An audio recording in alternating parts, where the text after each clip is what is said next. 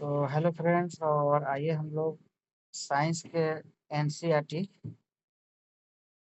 किताब का चैप्टर 1 हम लोग देखेंगे।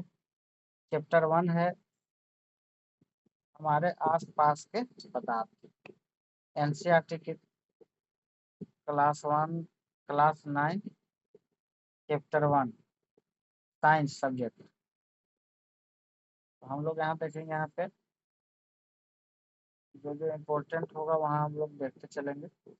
करा कि अपने चारों ओर नजर दौड़ाने पर हमें विभिन्न प्रकार की वस्तुएं नजर आती हैं, जिनका आकार, आकृति और बनावट अलग अलग होता है। सभी चीज को देखते हैं जिनका आकार, आकृति और बनावट अलग होता है। इस विश्व में प्रत्येक वस्तु जिस सामग्री से बनी होती है उसे वैज्ञानिकों ने पदार्थ नाम दिया, और जो भी बना हुआ है उसे वैज्ञानिक क्या नाम दिया? पदार्थ।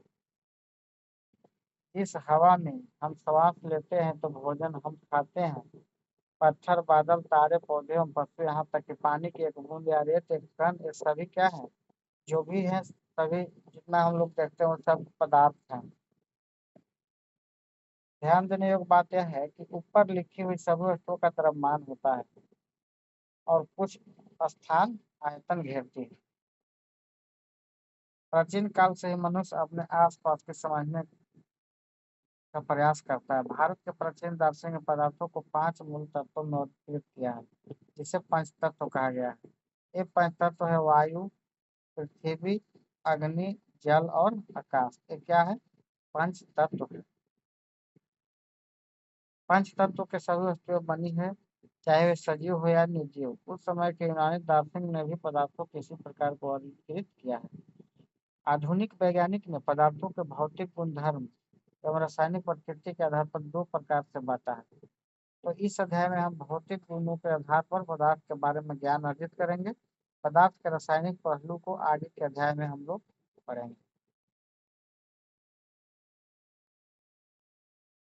पदार्थ का भौतिक स्वरूप। पदार्थ का भौतिक स्वरूप।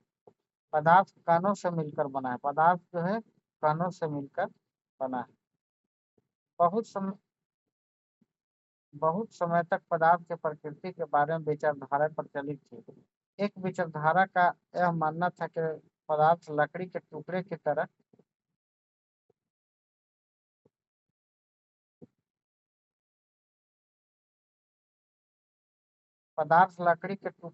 सतत होते हैं, परंतु अन्य विचारधारा का मानना था कि पदार्थ रेत की तरह कणों से मिलकर बने। तो आइए हम लोग एक क्रियाकलाप के द्वारा हम लोग समझते हैं। एनसीईआरटी किताब पढ़ना बहुत जरूरी है कंपटीशन और व्यू से। सारा क्वेश्चन एनसीईआरटी से ही आज के डेट में आ रहा है।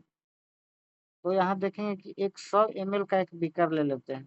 एक 100 ml का एक जग ले लेते हैं और इस बीकर को जल से आधा भर देते हैं। मान लीजिए कि 100 ml का ले लिए, ये बीकर है, और इसमें आधा हम लोग भर दिए, आधा स्तर जल का निशान लगा दिए। अब दिए गए नमक या शर्करा को कांच के छड़ की मदद से जल में घोल देंगे। नमक या शर्करा उसको हम कांच के छड़ी से, शीशा का छड़ से हम उसको जल में घोल देंगे। जल के स्तर में आए बदलाव पर ध्यान देंगे। जल में क्या क्या बदलाव हुआ? आपके अनुसार नमक या शर्करा का क्या हुआ? ये कहाँ गायब हो गए? नमक और शर्करा तो घुल जाता है, तो हम पता करेंगे कहाँ गायब हो गए। तो क्या जल के स्तर में कोई बदलाव आया नमक घुलने से? इन प्रश्नों को उत्तर पाने के लिए हमें इस विचार को स्वीकारना होगा कि सभी पदार्थ कणों से बने होते हैं। उपरोक्त क्रियाकलाप में चम्मच में रखी गई नमक या शर्करा पूरे पानी में घुल गए, जैसा कि चित्र 1.1 में दर्शाया गया है। आगे देखते हैं। यहाँ देखिए, यहाँ देखिए एक जग है, इसमें आधा पानी मिला दिए, नमक मिलाए, लाख गुना अवधित किए गए जल के कण। अब जल को हिलाए, नमक यहाँ आ गया नीचे और जल यहीं तक है। नमक आ गया नीचे, जल है और ये नमक है। तो अब हम देखें कि जब हम जल में नमक घोलते हैं तो नमक के कण जल के कणों के बीच के रिक्त स्थानों में समावेशित हो जाते हैं। जब हम जल में नमक घोलते हैं जब हम जल में नमक को घोलते हैं तो नमक के कण जल के कणों के बीच के रिक्त स्थानों में समावेशित हो जाते हैं। नमक के कण जल कण में घुस जाते हैं।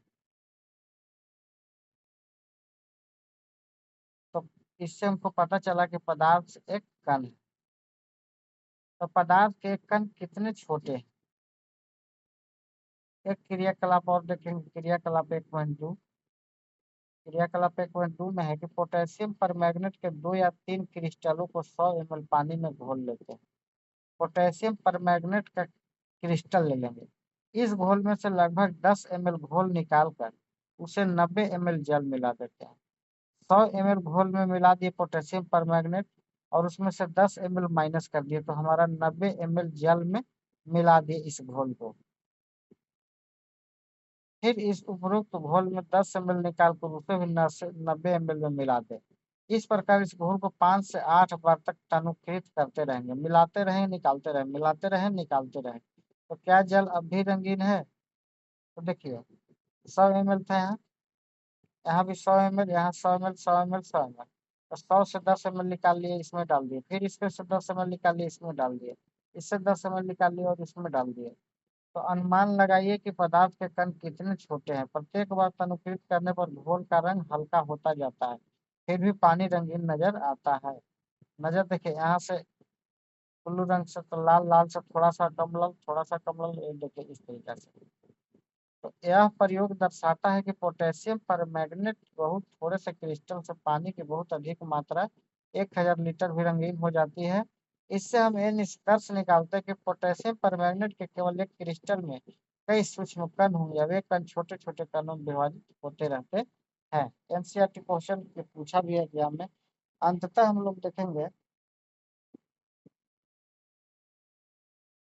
अंततः एक स्थिति में एक कण छोटे भागों में विभाजित नहीं किया जा सकते हैं। पोटेशियम परमैंगनेट की जगह 2 ml डेटॉल से भी हमें क्रियाकलाप कर सकते हैं। लगातार तनुकृत होने पर भी उसकी महक हमें मिलती रहती है। मतलब हम लोग कितना भी पानी में अगर हम डिटॉल डाल देते हैं तो उसका गंध देते रहता है। तो पदार्थ के कण बहुत छोटे होते हैं, इतने छोटे कि हम कल्पना भी नहीं कर सकते हैं। इससे पता चला कि पदार्थ के कण बहुत छोटे होते हैं और हम इसका कल्पना भी नहीं करते हैं। अब आते हैं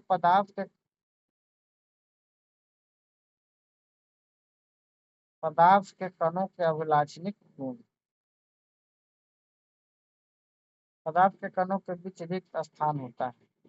पदार्थ के कण के बीच में, ये जो पदार्थ के कण है इस तरीका से, इसके बीच में रिक्त स्थान होता है। तो यहाँ पे आइए देखते हैं हम लोग क्रियाकलाप 1.1 और 1.2 में नमक, शर्करा, डेटॉल या पोटेशियम परमैंगनेट के कण समान रूप से पानी में वितरित हो गए।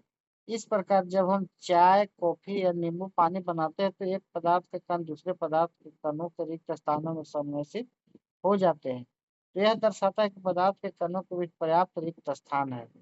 पदार्थ के कण के बीच पर्याप्त रिक्त स्थान है, तभी तो डेटॉल या कुछ भी हम पानी में डालेंगे तो जितना भी पानी डाले सभी में उसका गंध चला जाता है। एक और क्वेश्चन पूछता है कि पदार्थ के कण निरंतर गतिशील होते हैं। पदार्थ के कण क्या होता है? निरंतर गतिशील। क्वेश्चन एग्जाम में बहुत बार पूछा है कि इनमें से पदार्थ के कण गतिशील है या अगतिशील है, कैसा है? तो पदार्थ के कण निरंतर गतिशील होते हैं। अपनी कक्षा के किसी कोने में एक बुझी हुई अगरबत्ती रख दें। अब इसकी सुगंध लेने के लिए आपको इससे कितने समीप जाना पड़ता है? अब अगरबत्ती जला दे, क्या होता है? क्या दूर से ही इसका सुगंध आपको मिलती है? अपने प्रेक्षण को नोट करें। तो आप देख सकते हैं कि अगरबत्ती को जला देते हैं तो उसका गंध बहुत दूर तक जाता है। अगरबत्ती बुझा हुआ रहता है, उसका गंध ज्यादा दूर नहीं जाता। इसका मतलब है कि पदार्थ गति करता है। एक क्रियाकलाप और देखेंगे कि जल से भरे 2 गिलास या 2 बीकर लें। पहले बीकर के एक सिरे पर सावधानी से एक बूंद लाल या नीली स्याही डाल दें और दूसरे में शहद डाल दें। इनको अपने घर में या कक्ष के एक कोने में रखें। अपने प्रेक्षण को नोट करें।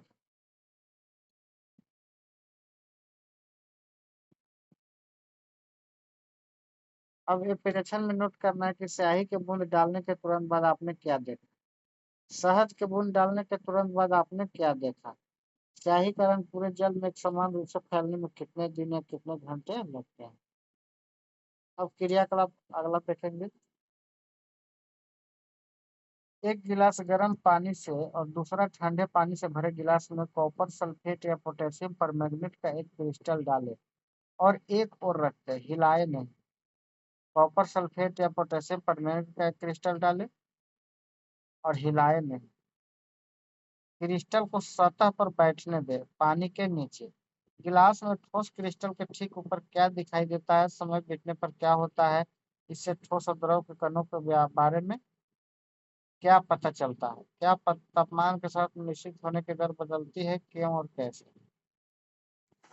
तो उपरोक्त तीनों क्रियाकलाप से हम निष्कर्ष निकाल सकते हैं कि पदार्थ के कण निरंतर गतिशील होते हैं, अर्थात उनमें गतिज ऊर्जा होती है। तापमान बढ़ने से कणों की गति तेज हो जाती है।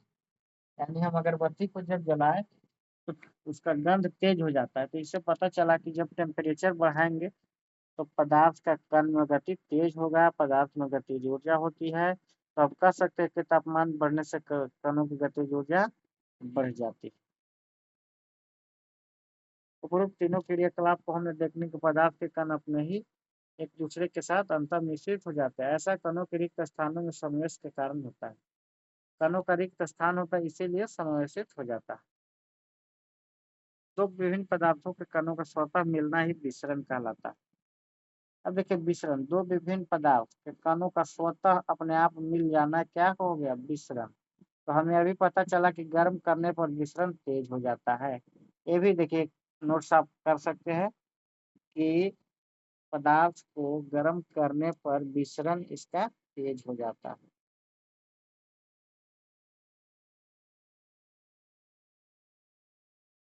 अब एक और देखेंगे, पदार्थ के कण एक दूसरे को आकर्षित करते हैं।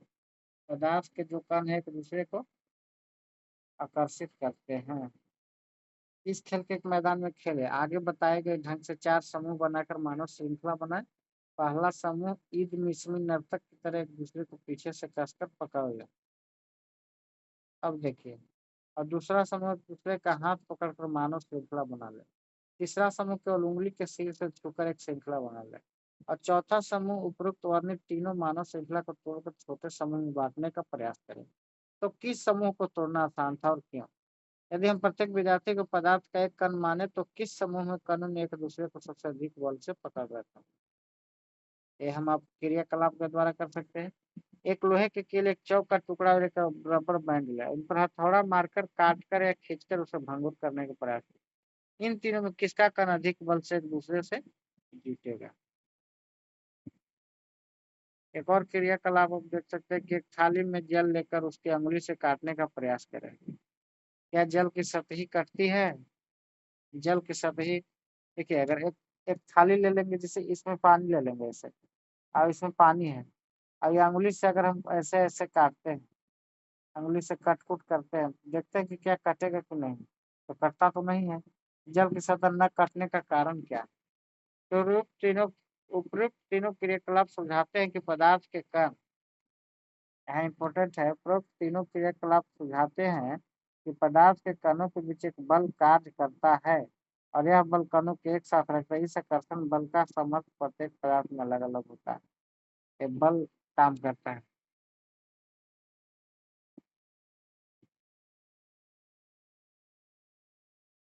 पदार्थ की अवस्था। पदार्थ अपने आसपास के पदार्थों को ध्यान से देखें और ये कितने प्रकार के हैं। हम पाते हैं कि पदार्थ अपने तीन रूप में होते हैं। पदार्थ अपना तीन रूप, ठोस, द्रव और गैस के रूप में। पदार्थ की अवस्था उसके कणों के विभिन्न विशेषताओं के कारण होती है। अब हम पदार्थ के तीन अवस्था के गुणों का विस्तार से अध्ययन करेंगे। अब आते हैं ठोस अवस्था। निम्न वस्तुओं के एकत्रित करें, किताब, सुई और लकड़ी की छड़।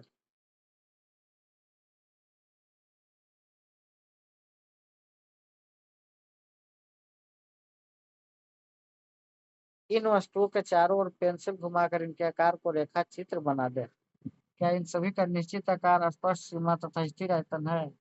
इन पर हथौड़ा मारने, खींचने, गिराने से क्या होता है? क्या इनका एक दूसरे से मिश्रण संभव है? बल लगाकर इनको संपीड़ित करने का प्रयास करें, क्या इनका संपीड़न होता है? तो रूप सभी उदाहरण ठोस के हैं। जितना भी जो उदाहरण देखे वो ठोस के हैं। तो हम देख सकते हैं कि इन सभी का एक निश्चित आकार, स्पष्ट सीमा तथा स्थिर आयतन या नगण्य संपीड़ितता होती है। तो बाह्य बल लगाने पर भी ठोस अपने आकार को बनाए रखते हैं। बल लगाने पर ठोस ठोस पदार्थ टूट सकते हैं, लेकिन इनका आकार नहीं बदलता, इसलिए दृढ़ होते हैं। तो निम्न पर विचार करें, इसे रबर बैंड को क्या माना जाएगा? क्या खींच के इसका आकार बदला जा सकता है? विभिन्न आकार के बर्तनों में रखकर चीनी और नमक उन्हीं बर्तनों में आकार ले लेते हैं। क्या यह ठोस है? नहीं। स्पंज क्या है? यह ठोस है, लेकिन फिर भी इनका संपीड़न संभव है। लेकिन स्पंज जो होता है, इसको अगर चापते हैं तो ये दब जाता है। ये सभी ठोस ही है, क्योंकि बाह्य बल लगाए जाने पर रबर बैंड का आकार बदलता है और बल हटा लेने पर पुनः देखिए, बाह्य बल लगाए पर रबर बैंड का आकार बदल जाएगा, लेकिन अगर जब ही बल हटाएंगे तो पुनः अपने मूल आकार में आ जाता है। यानी अत्यधिक लगाने पर टूट जाता है, तो ये ठोस रूप हो जाएगा।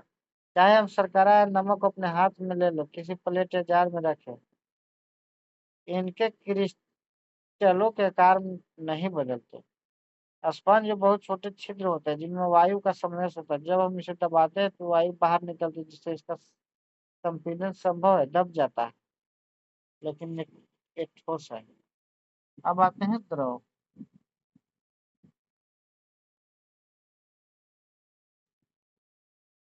द्रव अवस्था, निम्न वस्तुओं को एकत्र करें। जल एक द्रव है, खाना पकाने का तेल, दूध, जूस, शीतल पेय द्रव है।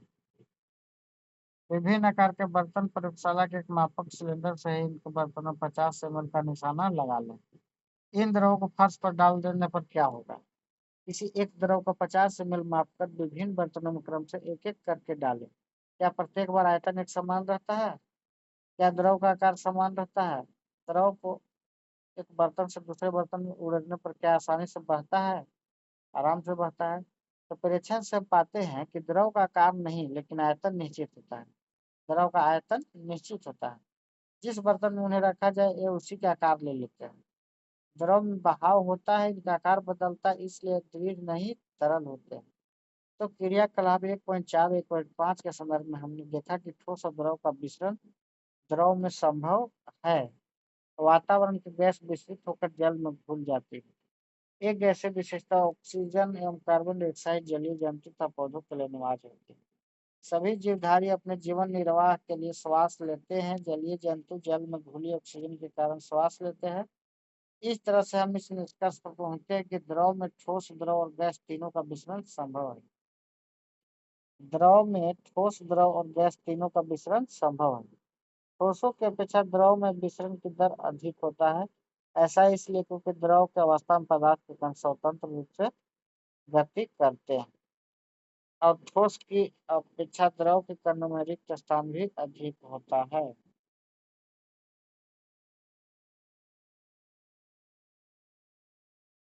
अब देखेंगे हम लोग गैसीय अवस्था। आपने कभी उस गुब्बारे वाले पर ध्यान दिया है जो गैस के एक ही सिलेंडर से बहुत सारे गुब्बारे में हवा भरता है? उसे पता लगा कि एक सिलेंडर से वो कितने गुब्बारे भरता है, उसे पूछिए सिलेंडर में कौन सी गैस है। 100 ml के 3 सिरिंज ले और उनको सीधे को रबड़ के कॉर्क से बंद कर दो, जैसा चित्र 1.4 में दिखाया गया। सभी सिरिंजों के पिस्टन को हटा ले। पहली सिरिंज में हवा भरने दो, दूसरी में जल और तीसरी में चौक का टुकड़ा भर दो। पिस्टन को वापस सिरिंज में लगाएं। सिरिंज का पिस्टन की गतिशीलता आसान करने के लिए ऊपर थोड़ी वैसलीन लगा दें। अब पिस्टन को सिरिंज में डालकर संपीड़न करने की कोशिश करें। यह है पिस्टन, यह है गैस, रबर कॉर्क है। तो आपने क्या देखा, किस स्थिति में पिस्टन आसानी से अंदर चला जाएगा? तो अपने प्रेक्षण से आपने क्या अनुमान लगाया? तो हमने देखा कि ठोस एवं द्रव की तुलना में गैस की संपीड्यता काफी अधिक होती है। यानी हवा जिसमें भरा हुआ उसमें संपीडित अधिक है। तो हमारे घर में खाना बनाने में उपयोग की जाने वाली द्रवीकृत पेट्रोलियम गैस या अस्पतालों में दिए जाने वाले ऑक्सीजन सिलेंडर में संपीड़ित गैस होती है। आजकल वाहन में ईंधन के रूप में संपीड़ित प्राकृतिक गैस का उपयोग किया जाता है। सीएनजी का संपीड्यता काफी अधिक होने के कारण गैस के अत्यधिक आयतन को एक कम आयतन वाले सिलेंडर से संपीड़ित किया जा सकता है एवं आसानी से एक स्थान से दूसरे स्थान तक भेजा जा सकता है। हमारी नाक तक पहुंचने वाली गंध से बिना रसोई में प्रवेश किए हम जान सकते हैं कि क्या पकाया जा रहा है। ये गंध हम तक कैसे पहुंचती है? खाने के गंध के कण वायु में मिल जाते हैं और हम रसोई से फैलकर हम तक पहुंच जाती है। और यह गंध के कण और दूर भी जा सकते हैं। पके हुए गर्म खाने की महक हमारे पास तक कुछ ही क्षणों में पहुंच जाती है। इसकी तुलना ठोस और द्रव के मिश्रण से करें। कणों की तेज गति और अत्यधिक रिक्त स्थानों के कारण गैसों का अन्य गैसों में विचरण बहुत तीव्र होता है।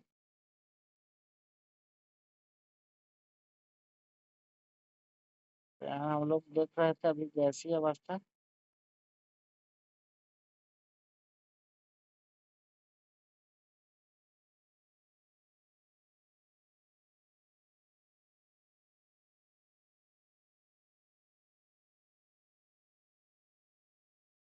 न्यूनतम तापमान पर ठोस पिघलकर द्रव बन जाता है। ठोस पदार्थ यानी बर्फ से पानी हो जाना गलनांक कहलाएगा। कोई चीज बर्फ से पानी हो गया यानी गल गया। कोई चीज मोटा से पतला हो गया यानी उसको कहेंगे गल गया। इसी ठोस का गलनांक उसके कणों के बीच आकर्षण बल के सामर्थ्य को दर्शाता है। बर्फ का गलनांक 273.15 केल्विन होता है। गलने की प्रक्रिया यानी ठोस से द्रव में परिवर्तन का संकलन है। इसी ठोस के किसी ठोस के गलने की प्रक्रिया में तापमान समान रहता है, ऐसे में उसमें ऊर्जा कहाँ जाती है? तो गलने के प्रयोग की प्रक्रिया के दौरान आपने ध्यान दिया होगा कि गलनांक पर पहुंचने के बाद जब तक संपूर्ण बर्फ पिघल नहीं जाता तापमान नहीं बदलता। तो विकट ऊष्मा प्रदान करने के बावजूद भी ऐसा ही होता है। कणों के पारस्परिक आकर्षण बल भी विस्फोट कर पदार्थ की अवस्था को बदलने में इसका ऊष्मा का उपयोग होता है। चूंकि तापमान में बिना किसी तरह की वृद्धि दर्शाए इस ऊष्मीय ऊर्जा को बर्फ अवशोषित कर लेती है। और यह माना जाता है कि यह बीकर में ली गई सामग्री में छुपी रहती है, जिसे गुप्त ऊष्मा कहते हैं। यहाँ गुप्त का अभिप्राय छुपी हुई से है।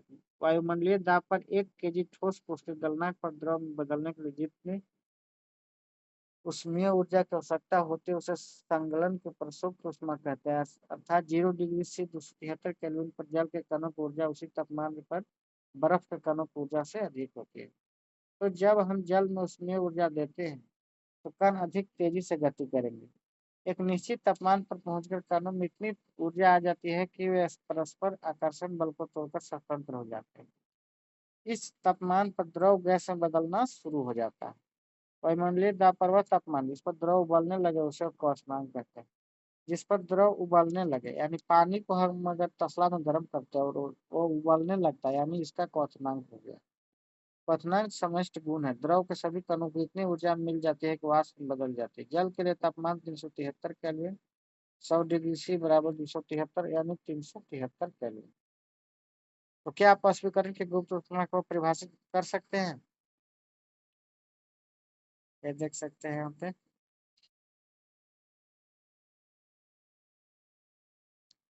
ठोस को अगर ऊष्मा देते हैं, अगर ठोस वस्तु को ऊष्मा देते हैं तो द्रव में बदलेगा। द्रव को ऊष्मा देंगे तो गैस में बदलेगा। अगर गैस को ठंडा करेंगे तो द्रव बदल जाएगा। द्रव को ठंडा करेंगे तो ठोस बदल जाएगा। ये सब अवस्था हम लोग देख लिए। दाब परिवर्तन का ऊर्ध्वपातन द्रव अवस्था में परिवर्तित हुए बिना ठोस अवस्था से सीधे गैस में बदल जाता है तो उसे ऊर्ध्वपातन कहते हैं। दाब परिवर्तन का प्रभाव हम जानते हैं कि घटक कणों के बीच की दूरी में अंतर होने के कारण पदार्थों के विभिन्न अवस्था में अंतर होता है। इसी सिलेंडर से में भरी गैस पर दाब लगाने और स्पिनिंग करने पर क्या होगा? क्या इसके कणों के बीच की दूरी कम हो जाएगी? क्या आपको लगता है कि दाब बढ़ाने या घटाने से पदार्थ की अवस्था में परिवर्तित हो सकता है? तो दाब बढ़ाएंगे तो पदार्थ के कण समीप आ सकता है। दाब के बढ़ने और तापमान घटने से गैस द्रव में बदल सकती है। दाब बढ़ेगा या तापमान घटेगा तो गैस द्रव में बदल सकती है। तो क्या आपने ठोस CO2 के बारे में सुना है? इसे उच्च दाब पर संग्रहित किया जाता है। जब वायुमंडलीय दाब का माप 1 एटमॉस्फेयर हो तो ठोस CO2 द्रव अवस्था में आए बिना सीधे गैस में परिवर्तित हो जाता है। वाष्पीकरण पदार्थ की अवस्था बदलने के लिए सदैव ऊष्मा देना या बदलना आवश्यक है। क्या आपने दैनिक जीवन से आप ऐसा उदाहरण दे सकते हैं? तो हम देखते हैं कि जल को खुला छोड़ देने पर धीरे धीरे वाष्प में परिवर्तित हो जाता है। गीले कपड़े सूख जाते हैं। इन दोनों उदाहरणों में जल का क्या हुआ? हम जानते हैं कि पदार्थ के कण हमेशा गतिशील होते हैं, कभी रुकते नहीं।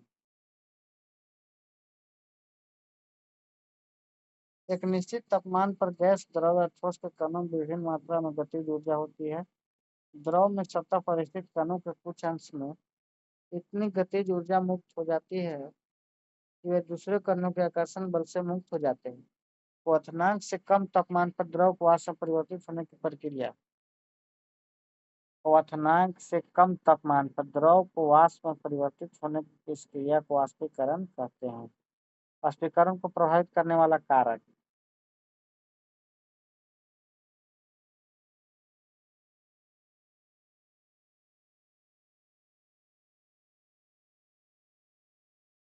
देखिए, वाष्पीकरण को प्रभावित करने वाला कारक देखेंगे।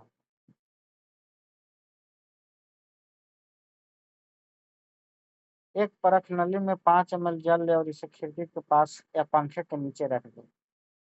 एक जग में हम 5 ml जल लेते हैं और इसे खिड़की के पास या पंखा के नीचे रख देते हैं। खुले रखे चीनी मिट्टी के प्याली में 5 ml जल रखकर इसे खिड़की के पास या पंखे के नीचे रख दें।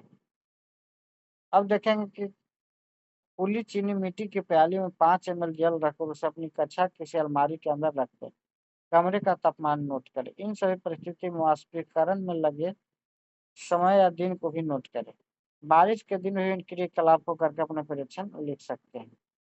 वाष्पीकरण के निम्नलिखित तथ्यों के बारे में आप क्या अनुमान लगा सकते हैं? तापमान का प्रभाव, सतह का क्षेत्र और वायु की चाल। तो आपने ध्यान दिया होगा कि वाष्पीकरण की दर निम्नलिखित के साथ बढ़ती है। बहुत ही इम्पोर्टेंट है। सतह क्षेत्र बढ़ने पर अब हम जानते हैं कि वाष्पीकरण एक सतही प्रक्रिया है। वाष्पीकरण एक कैसा प्रक्रिया है? सतही प्रक्रिया है। सतही क्षेत्र बढ़ने पर वाष्पीकरण की दर भी बढ़ जाती है सतह पर। जैसे कपड़े सुखाने के लिए हम उन्हें फैला देते हैं। बहुत ही अच्छा है। एनसीईआरटी का किताब से है। आप लोग जरूर इस वीडियो को देखिएगा। एनसीईआरटी से सारा एग्जाम में पूछा जा रहा है क्वेश्चन। अगला है तापमान में वृद्धि। तापमान बढ़ने पर अधिक कणों को पर्याप्त गतिज ऊर्जा मिलती है जिससे वो वाष्पीकृत होंगे। तापमान में वृद्धि से आर्द्रता में कमी। वायु में विद्यमान जलवाष्प की मात्रा को आर्द्रता कहते हैं। आर्द्रता किसे कहते हैं? अगर आर्द्रता में आप कंफ्यूज हैं, आर्द्रता वायु में विद्यमान जल वाष्प, जल का वाष्प की मात्रा को आर्द्रता कहते हैं। किसी निश्चित तापमान पर हमारे आसपास की वायु में एक निश्चित मात्रा में ही जल वाष्प होता है। जब वायु में जल कणों की मात्रा पहले से अधिक होगी तो वाष्पीकरण की दर घट जाएगी। जब हवा में जल कण की मात्रा पहले से अगर ज्यादा रहेगा तो वाष्पीकरण कम होगा। वायु की गति में वृद्धि। हम जानते हैं कि तेज वायु में कपड़े जल्दी सूख जाते हैं। हवा तेज बहता है तो कपड़ा जल्दी सूखता है। वायु के तेज होने से जलवाष्प कण वायु के साथ उड़ जाते हैं जिससे आसपास के जलवाष्प की मात्रा घट जाती है। हम लोग समझेंगे कि वायु में कपड़ा जल्दी सूख जाता है। वायु अगर तेज बहेगा तो जलवाष्प के कण वायु के साथ उड़ जाएंगे जिससे आसपास के जलवाष्प की मात्रा घट जाती है। वाष्पीकरण के कारण शीतलता कैसे होती है? खुले हुए बर्तन में रखे द्रव में निरंतर वाष्पीकरण होता है। खुले हुए बर्तन में रखे द्रव जो है पानी, उसमें वाष्पीकरण लगातार होता है। वाष्पीकरण के दौरान कम हुई ऊर्जा को पुनः प्राप्त करने के लिए द्रव के कण अपने आसपास से ऊर्जा अवशोषित कर लेते हैं। इस तरह आसपास से ऊर्जा के अवशोषित होने के कारण शीतलता होती है। जब आप एसीटोन या नाखून के पॉलिश हटाने वाले द्रव को अपने हथेली पर गिराते हैं तो क्या होता है? इसके कण आपके हथेली और उसके आसपास से ऊर्जा प्राप्त कर लेते हैं और वाष्पीकृत हो जाते हैं जिससे हथेली पर शीतलता होता है। देखे होंगे कि आप अपना हाथ पे अगर ए, नाखून पॉलिश करने वाला जब आप रखते हैं तो पूरा ठंडा ठंडा महसूस होता है। तेज धूप वाले गर्मी के दिन लोग अपनी छत या खुले स्थल पर जल छिड़कते हैं क्योंकि जल के वाष्पीकरण की गुप्त ऊष्मा गर्म सतह को शीतल बनाती है। तो क्या आप वाष्पीकरण के कारण शीतलन होने का उदाहरण दे सकते हैं? गर्मी में हमें सूती कपड़े क्यों पहनने चाहिए? तो शारीरिक प्रक्रिया के कारण गर्मी में हमें ज्यादा पसीना आता है, जिससे हमें शीतलता मिलती है। जैसा कि हम जानते हैं कि वाष्पीकरण के दौरान द्रव की सतह के कण हमारे शरीर आसपास से ऊर्जा प्राप्त करके पास में बदल जाते हैं। वाष्पीकरण की प्रस्तुत ऊष्मा के बराबर उसमें ऊर्जा हमारे शरीर से अवशोषित हो जाती है। इससे शरीर शीतल हो जाता है, क्योंकि सूती कपड़ों में जल का अवशोषण अधिक होता है। इसलिए हमारा पसीना इसमें अवशोषित होकर वायुमंडल में आसानी से वाष्पीकृत हो जाता है। बर्फीले जल से भरे गिलास की बाहरी सतह पर जल के बूंदे क्यों नजर आते हैं? हम देखते हैं कि कोई भी गिलास में अगर बर्फ रख दे तो गिलास के बाहर बूंदा बूंदा जैसा आ जाता है। ये भी देखोगे, आप भी देखोगे। तो किसी बर्तन में हम बर्फीला जल रखेंगे तो जल्दी ही बर्तन के बाहरी सतह पर जल के बूंदे नजर आने लगते हैं, क्योंकि वायु में उपस्थित जल वाष्प की ऊर्जा ठंडे पानी के संपर्क में आकर कम हो जाती है, और यह द्रव स्तंभ जल जो हमें जल के बूंदों के रूप में नजर आता है। तो ये हम एनसीईआरटी क्लास 1 का हम पूरा पढ़ लिए निचोड़। एनसीईआरटी नोट्स हम पूरा इस चैप्टर का एनसीईआरटी नोट्स हम पढ़ाएंगे। पहला चैप्टर हम पढ़ा दिए।